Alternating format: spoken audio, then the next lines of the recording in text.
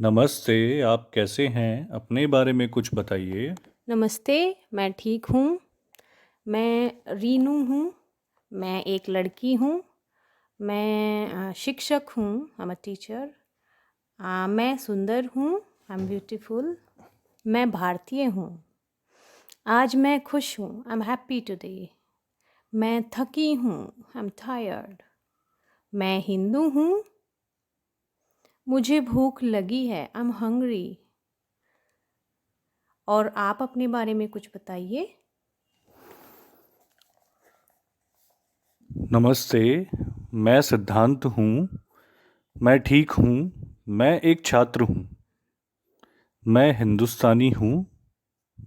मैं एक लड़का हूँ। आज मैं उदास हूँ। मैं भी हिंदू हूँ। मैं थका हूँ।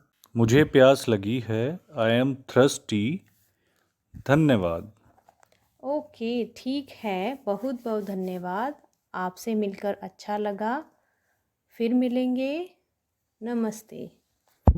धन्यवाद, फिर मिलेंगे। नमस्ते।